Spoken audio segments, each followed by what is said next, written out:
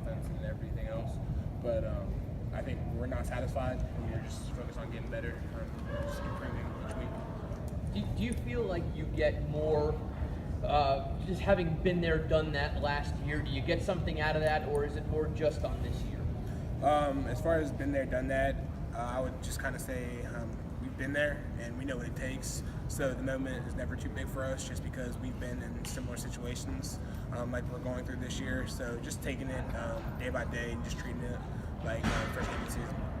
What do you remember about that historic 58-0 game down in Miami a couple of years ago? And obviously it's two different teams, but do you think that the guys who are still there on their team from that year kind of have a chip on their shoulder over that? I feel like I'm similar to me. I didn't play much that year just because I was a redshirt freshman, and I'm sure a lot of guys they had that played were redshirt freshmen or were getting significant snaps or weren't. But I'm sure they carry a little bit of burden, but not too much just because the whole coaching staff changed and everything like that. I feel like the media is going to try to make that the rhetoric this week, but and I understand that. But going forward, we just have to understand that they're a new program, they have new players, and they're a good team, and we're a good team, and this is what championship football is all about, just going out and competing.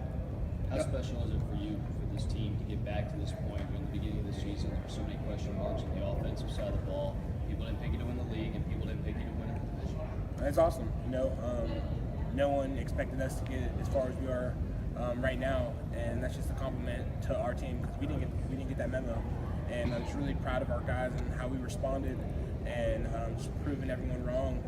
Like I said, we weren't expected to make it this far, so just going out every day and just not worried about the outside sources and just playing the best ball we can. Since screens are a big part of Miami's game, how are y'all as the defense going to neutralize that? Just playing sound, playing honest. They like to do a lot of stuff, and they're really good at the screen game. So just being disciplined and just executing the call that our coaches put us in.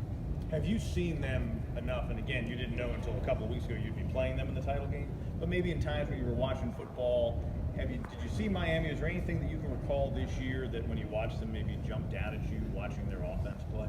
They're kind of similar to our offense. They're fast. They have long receivers. They have Braxton Berry is a really good slot receiver. That's going to be a challenge.